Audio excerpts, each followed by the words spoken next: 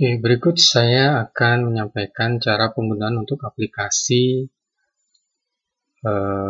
pembukuan untuk jenis usaha yang jasa sewa kamar harian, mingguan, atau bulanan ya. Ini bisa digunakan di Google Sheet dan Excel. Jadi maksud harian, mingguan, dan bulanan, kita bisa menentukan harga berdasarkan hari, berdasarkan minggu, atau berdasarkan bulan. Ini menu-menu yang akan teman-teman dapatkan pada saat membuka filenya. Dan yang membedakan dengan yang harian ya tentu saja karena di sini contoh usaha kalau kos-kosan perlu data pelanggan, nanti di bagian data pelanggan akan terlihat bahwa kita bisa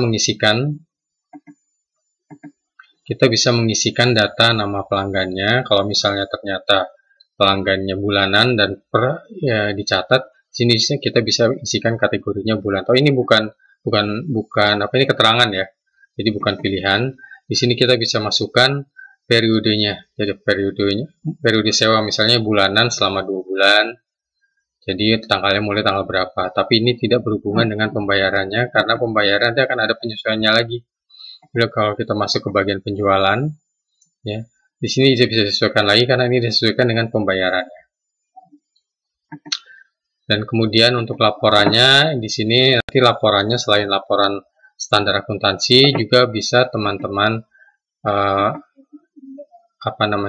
teman-teman lihat di sini ada tambahan laporan pendapatan ya berdasarkan kamarnya.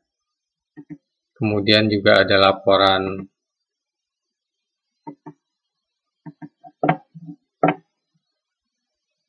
laba rugi kotornya.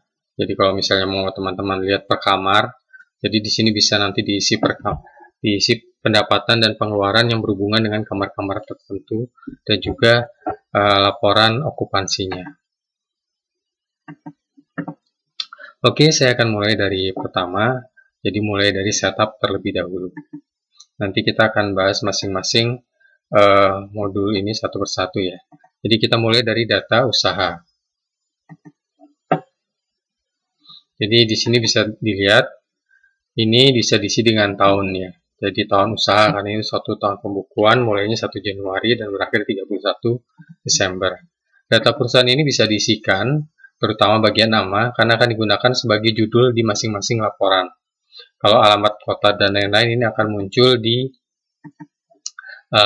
invoice ataupun di kwitansi ya. Jadi kalau kita lihat salah satu contoh di sini, ini akan muncul di sini.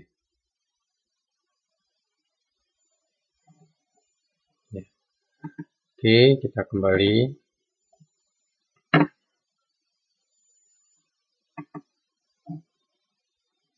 Kemudian kita bisa, ini aplikasinya sudah di-set sesuai standar yang ada ya. Jadi teman-teman kalau mau merubah ya silahkan dirubah sesuai dengan kebutuhannya. Jadi dari data usaha kita bisa coba masuk ke daftar akun keuangan. Ini adalah akun-akun yang akan muncul di laporan laba rugi, neraca, standar akuntansi. Ini mungkin kalaupun dirubah sih di sini sudah ada keterangannya. Jadi ini tidak bisa ditambah, jadi bisa diinsert ya. Dan juga tidak bisa dirubah peruntukannya. Jadi kalau di sini akun untuk bank ada 5 ya hanya memang ada 5, tidak bisa kemudian dirubah yang bagian ke-6 ini jadi bank. Kemudian butuh piutang lagi, kemudian yang bagian ini dirubah jadi piutang, tidak bisa karena masing-masing akun ini rumusnya beda-beda ya. Dan ini versi awam akuntansi, ingat ya. Kalau versi paham akuntansi teman-teman bisa ngeset sesuai yang teman-teman mau, tapi teman-teman harus mengisikan sesuai pemahaman akuntansi, mengisikan di bagian debit dan kredit dan itu diisi dengan benar dan ditentukan laporannya sendiri-sendiri. Sedangkan ini sudah versi awam, jadi teman-teman hanya perlu mengisikan transaksi dan laporan akan rekap secara otomatis. Nah, teman-teman yang bisa dirubah secara kebutuhan usahanya ada di bagian pendapatan di sini. Ini bisa dirubah. Misalnya pendapatan kamar mau menjadikan pendapatan sewa, pendapatan service charge kalau biasanya apartemen ya. Itu menjadi pendapatan non kamar, jadi service tidak ada. Jadi ini bisa dirubah. Kemudian pengeluaran juga sama, ini bisa dirubah namanya sesuai nama-nama yang teman-teman biasa gunakan. Nanti bisa dirubah adalah yang bagian bawah ini. Ya. Kenapa tidak bisa dirubah? Karena datanya sudah akan mengambil secara otomatis dari perhitungan yang dilakukan di belakang. Ya, perhatian ini kalau ada muncul seperti ini di-ignore saja. Ini hanya notif saja dari Google. Ya, tidak berpengaruh terhadap fungsi-fungsi di aplikasinya. Oke, setelah daftar akun keuangan, kita bisa masuk ke daftar aset tetap. Ini kalau misalnya ini kan tadi di setnya tahun 2019. Kalau misalnya teman-teman punya aset, ya, aset itu adalah yang teman-teman pakai seperti rumah, ya, kos-kosannya, mobil, peralatan kerja yang memang teman-teman ngelihat ini nanti kalau dijual setelah 1 tahun, ya, itu masih ada harganya. Ya, jadi di sini bisa diisikan tanggal pembeliannya. Perhatikan semuanya ini diisi sebelum tahun 2019. Kalau tahun 2019 diisikan di bagian penerimaan dan pengeluaran. Hanya jangan lupa di sini untuk ID-nya diisi, ya. Di sini sudah diisikan. Jadi kalau teman-teman nanti menggunakan file kosongnya, dan memang sebagai teman-teman file kosongnya tadi yang ada contohnya untuk referensi, teman-teman akan melihat di daftar aset tetap di sini.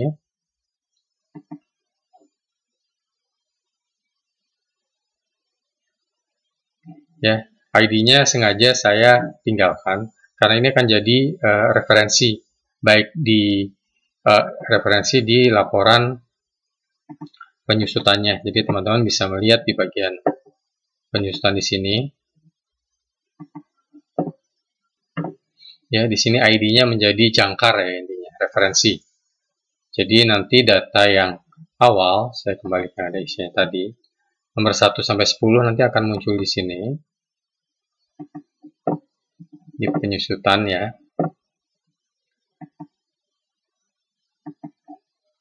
Satu sampai 10. Nah, kemudian berarti yang bisa digunakan adalah mulai dari nomor 11, ya.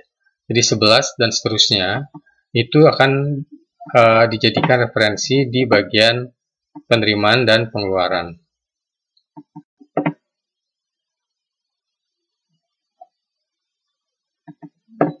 Jadi kalau teman-teman lihat di sini, ya, di bagian pengeluaran ada kode aset. Ini yang harus teman-teman isi mulai dari nomor 11 tadi. Karena nomor 1 sampai 10-nya sudah digunakan.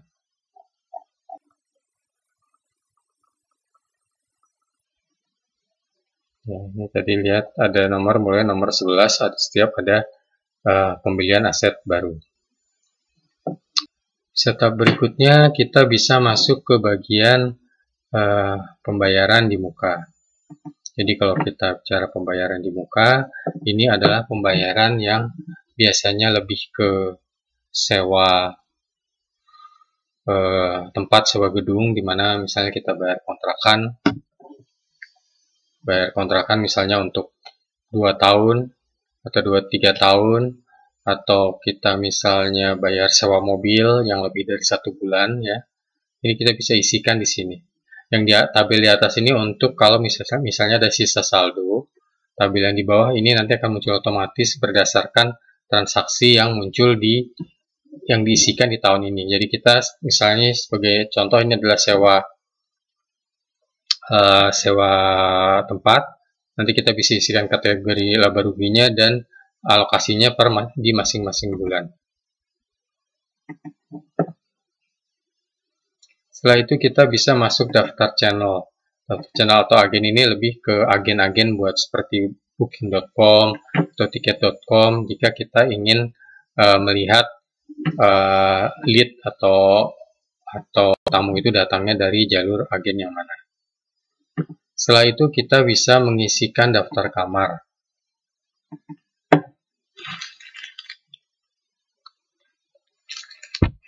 Kita bisa isikan nama kamarnya di sini, ya. Ini bisa sampai 100 kamar. Kemudian golongan harganya. Jadi teman-teman bisa edit namanya di atas ini. Ya, ini sengaja saya isi harian 1, harian 2, mingguan 1. Jadi tinggal diketik saja di sini misalnya mingguan 1 mau diganti, misalnya di sini ada bulanan 3. Bulanan 3 diisi lagi harganya. Ini digunakan untuk mempermudah dalam pengisian di penjualan. Jadi kalau misalnya kita masuk ke bagian penjualan,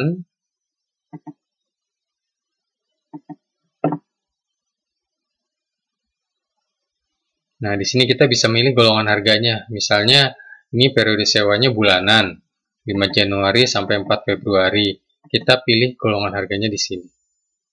Ya, di sini kalau kita klik ada pilihannya, jadi nanti akan muncul harganya secara otomatis.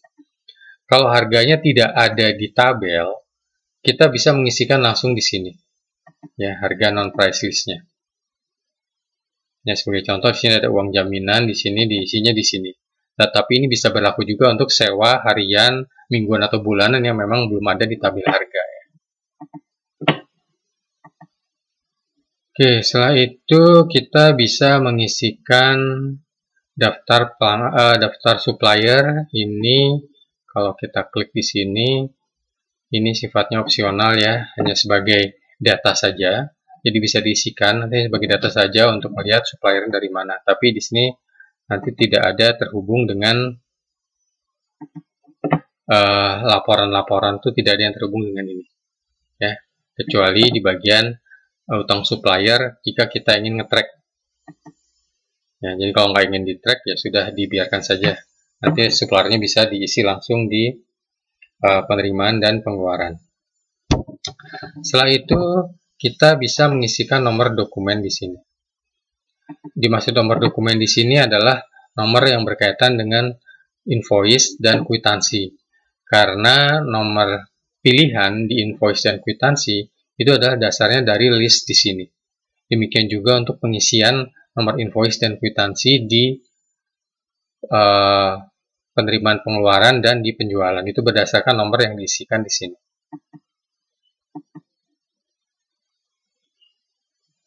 Oke, tadi itu semua sudah. Nah, baru sekarang kita misalnya ke daftar pelanggan. Di sini kita bisa isikan daftar pelanggan, apakah harian, mingguan, atau bulanan. Di sini kita bisa isi nama, kemudian pilih kamarnya yang sudah kita isikan di daftar kamar tadi ya. Kemudian kategorinya. Kategori ini sifatnya bukan pilihan ya, jadi ini tinggal diisikan saja, diketik ya biasa. Tidak diisikan juga tidak apa-apa. Ya ini hanya untuk penanda. Nah di sini periode sewanya.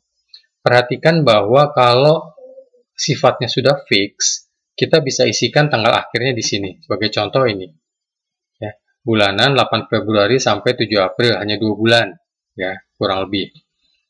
Kemudian di sini kalau memang belum jelas, saya mau bulanan, ya bisa setahun, bisa 2 tahun. Isikan periode awalnya di sini, akhirnya bisa dikosongkan. Ya, akhirnya bisa dikosongkan. Karena kita belum tahu kan sampai kapan. Tapi dengan mengosongkan ini, nanti kita akan bisa melihat di bagian status kamar. Kalau yang tadi tidak diisikan tanggal akhirnya, maka di sini akan terlihat seperti terbooking terus. Jadi statusnya tidak kosong. Ya, jadi yang biru ini terbooking terus. Dan ini juga yang teman-teman bisa gunakan sebagai referensi untuk melihat status kamar mana yang masih kosong, bulan mana. Dan ini dasarnya hari ya, hanya dibikin kecil seperti ini. Karena ini untuk menampung juga agar bisa melihat yang sewanya secara bulanan, secara dengan tidak terlalu panjang melihatnya.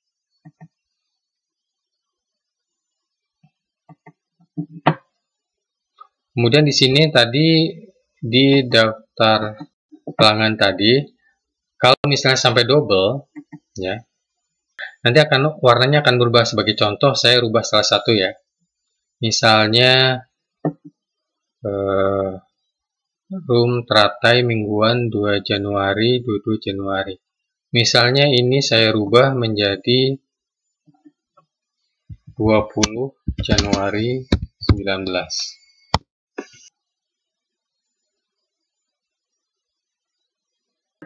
Oke, terlihat di sini warnanya berubah kuning, yaitu tadi artinya ada double booking, double okupansi. Jadi ini hanya penanda, jadi teman-teman bisa mencari atau mengedit tanggal yang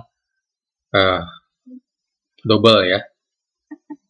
Jadi di sini saya kembalikan lagi Oh, di sini juga bisa dilihat di bagian daftar status kamarnya.